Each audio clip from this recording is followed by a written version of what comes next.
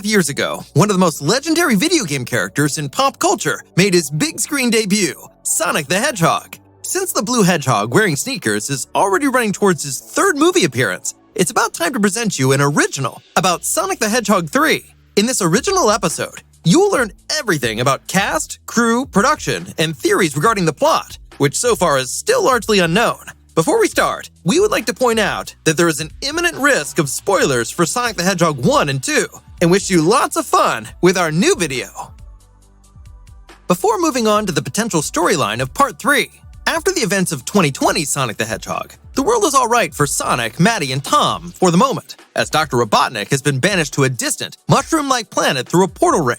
A few months pass, and Sonic now tries to make himself useful to the citizens with his superhero powers. Before Tom and Maddie fly to Hawaii to attend the wedding of Maddie's sister and leave Sonic alone, there is a piece of advice from Tom to Sonic. He should have patience. After all, his powers would be needed sooner or later. And as if Tom had guessed it, shortly after saying goodbye to his foster parents, Sonic is attacked by the returned Robotnik and his new ally. This is Knuckles, who, driven by the search for the Master Emerald, has sided with Robotnik. Except for him, all the members of his Echidna tribe are extinct. Thus, he sees it as his calling to come into possession of this ancient and powerful relic. Fortunately, Sonic is rescued by his friend Miles Prower, alias Tails, and manages to escape from Robotnik's clutches. The two end up staying with Wade, who happens to be a good friend and colleague of Tom. They try to figure out why exactly Sonic is supposed to be the key to the powerful Master Emerald. Eventually, Sonic manages to convince Tails to track down the mysterious relic, which is far too powerful to fall into wrong hands. In parallel, Robotnik contacts his assistant, Agent Stone, who all this time was under the belief that Robotnik was dead. Likewise, Robotnik sets out to find the emerald, but of course not to help Knuckles, but to claim the stone's power for himself. Thanks to an old map from Sonic's mentor, Longclaw, and a compass, the heroes get even closer to the emerald. However, they are eventually located by both Robotnik and Knuckles, and swept away by an avalanche. Sonic succeeds in contacting Tom in time, and so the two of them are saved at the very last second by a portal ring.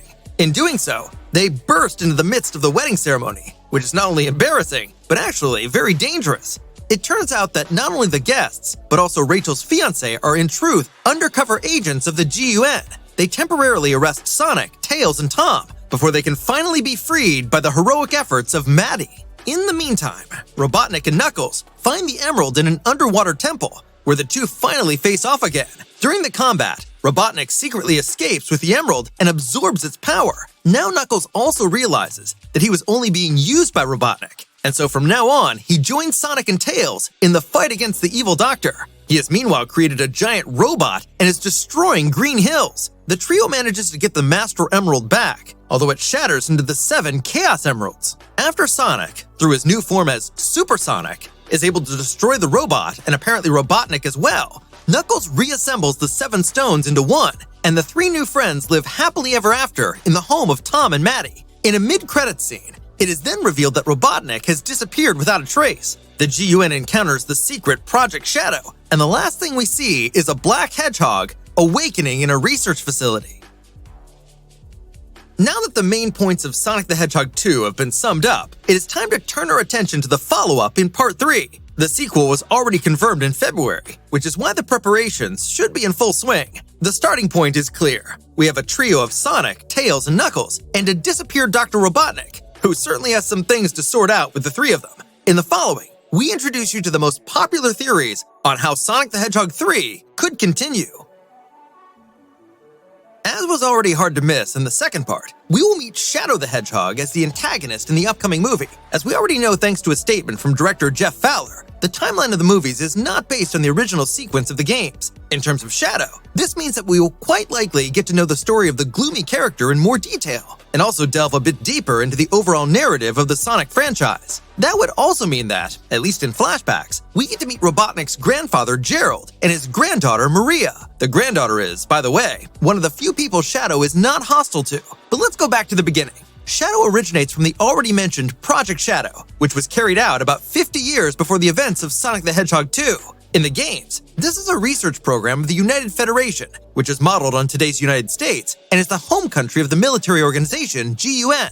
The final product of this experiment, which was led by Gerald, are two creatures that are almost immortal, BioLizard and Shadow the Hedgehog.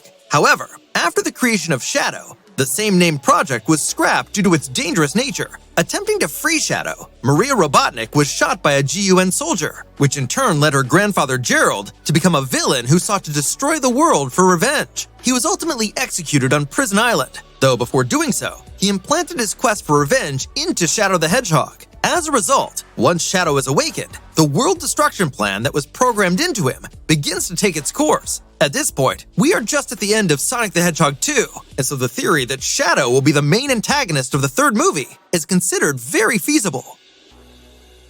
As we have unfortunately known for some months, Jim Carrey has left acting at the age of almost 60. How final this decision ultimately is cannot be said at the moment. But one thing is clear, his retirement from acting is probably a bad omen for a Sonic the Hedgehog 3, which is probably already in pre-production. So the question must be asked, how to replace the actor, who, for many, carried the film with his inimitable style. A popular theory has gained momentum since the news of his end of acting, and that is one that favors an appearance by Metal Sonic in the upcoming blockbuster. In short, Metal Sonic is Robotnik's attempt to transfer Sonic's powers into a machine, or rather a robot, which he succeeded in doing quite well. Thus, he is more or less a copy of the real Sonic, only without the many human attributes. In addition, Metal Sonic is definitely one of Sonic's strongest opponents, and unlike Shadow, who sometimes does show human emotions, he has a very clear and personal goal: to kill Sonic. Therefore, he is a vicious adversary who, as one of Robotnik's strongest creations, does credit to his inventor and could worthily represent him in Part 3.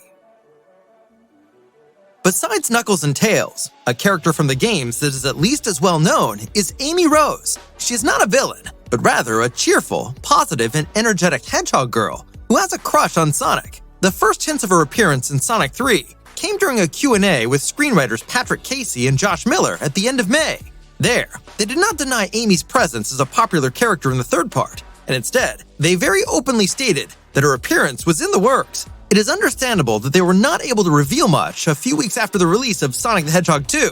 However, it is at least encouraging that there is a chance of an appearance in the future. Even though she sometimes has quite the mood swings and is downright obsessed with her great love Sonic, she would surely energetically support the current trio in the fight against Shadow and the likes. Despite her often innocent nature, she is quite the powerful ally who can match her friends. For example, her main weapon is the Pico Pico Hammer, which Amy uses to defend herself and which gets bigger when she is angry. There is still little information about the cast and production.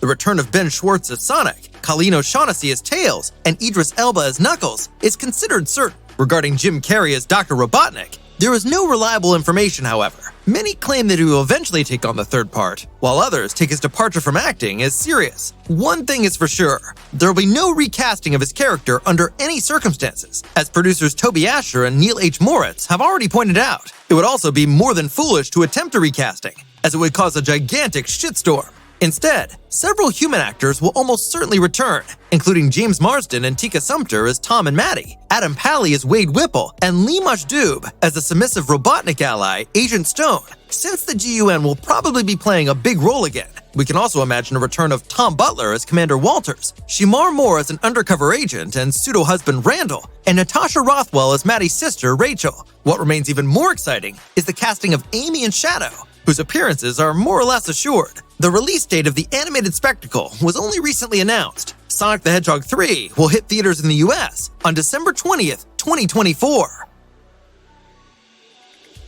And that's it for our original episode. How did you picture the upcoming Sonic the Hedgehog 3? And which characters and plot lines would you incorporate as a scriptwriter? Feel free to let us know in the comments.